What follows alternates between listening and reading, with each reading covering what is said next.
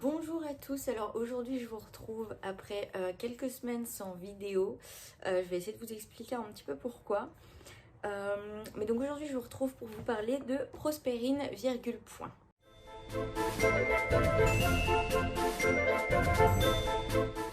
Alors comme je vous le disais, ça fait un moment que j'ai pas fait de vidéo, tout simplement parce qu'en ce moment les cours sont très prenants.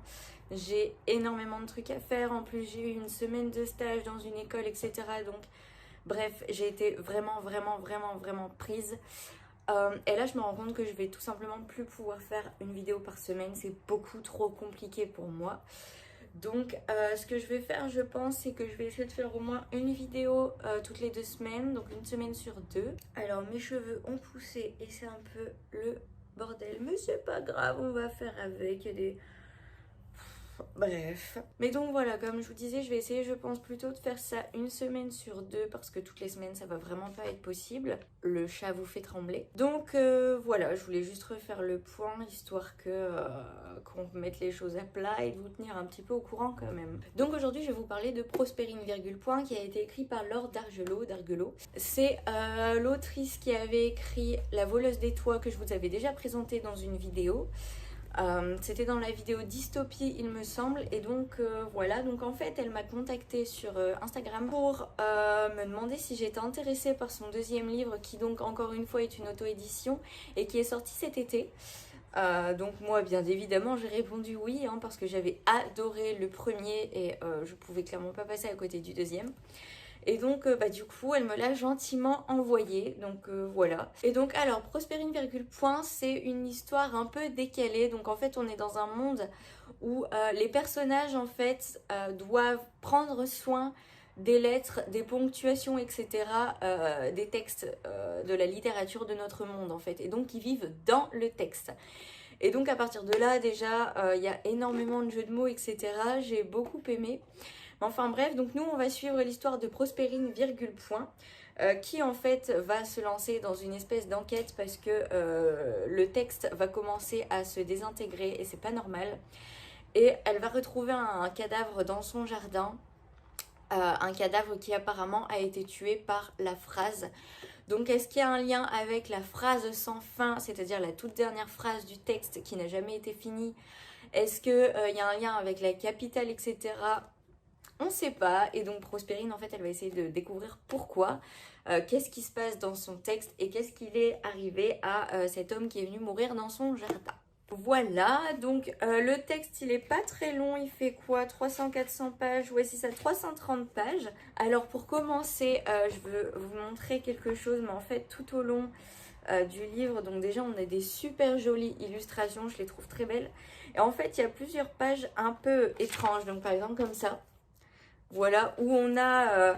en fait, il y a beaucoup de jeux de mots, il y a des jeux beaucoup sur la typographie du texte. Hein. Donc, par exemple, voilà, la manière dont les gens parlent, ça va changer les choses quand ils rentrent dans le texte. Donc, ils rentrent littéralement dans le texte.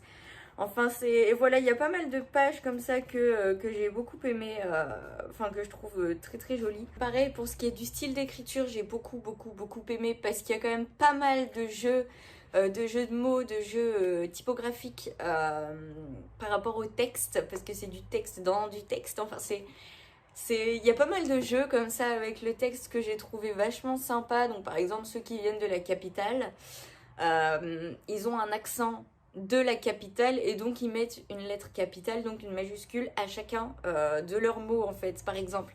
Et voilà, c'est un exemple parmi tant d'autres, mais c'est franchement bien. Et puis même toute l'intrigue, etc., elle est basée comme ça sur ces jeux de texte. Et franchement, j'ai adoré, c'était vraiment fun. Rien qu'à lire, en fait, c'était marrant. Parce que du coup, je faisais plein de liens au niveau des jeux de mots, etc. C'était vraiment sympa. Ensuite, pour l'intrigue. Alors honnêtement, quand j'ai lu le résumé, je savais pas vraiment à quoi m'attendre. J'arrivais pas à me faire une idée du type de livre que ça allait être. Et en fait, au final, j'ai adoré, j'ai vachement accroché. Donc en fait, on est sur un livre d'enquête un petit peu. Donc il y a pas mal d'enquêtes, on est un peu sur du policier. On est dans un monde fantastique qui franchement a été mais vachement bien développé. que ce soit au niveau du fonctionnement, au niveau des règles, etc. Au niveau de, par exemple, comment ça se passe quand des personnes se marient. Par exemple, la famille virgule qui a épousé la famille point, donc ce sera la famille virgule point, mais il y a aussi la famille point virgule qui a voulu se démarquer, enfin bref. Et toutes ces petites règles comme ça, le mode de fonctionnement du monde, etc. Franchement, le monde est hyper bien développé, un peu comme avec La Voleuse des Toits en fait. On voit que l'auteur, elle s'est quand même vachement cassé la tête pour faire un monde complet, et pas juste un monde qui sert de tapisserie, de toile de fond à son histoire, mais vraiment, elle a tout développé. Et ça se voit, ça se sent, et c'est génial. Et j'en suis presque à espérer en fait, peut-être pas forcément une deuxième histoire de Prospérine, mais peut-être un développement de ce monde ou une autre histoire qui reprendra un peu ce fonctionnement-là, je sais pas, mais franchement j'ai adoré l'intrigue, la toile de fond, etc. J'ai adoré. C'est vraiment, il y a plein de rebondissements, il y a plein de changements dans la situation, etc. On se dit qu'on a compris et finalement pas du tout.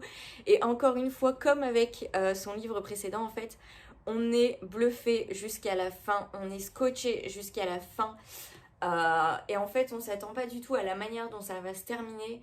Et c'est ça qui est génial aussi, c'est que on a beau beaucoup réfléchir au long de la lecture, jusqu'à la dernière page, on sait pas vraiment à quoi s'attendre. Et c'est ça qui est bien avec les livres de cet auteur, j'adore. Et pour finir, donc les personnages, j'ai adoré. Alors Prospérine qui est complètement délurée par rapport au monde dans lequel elle vit.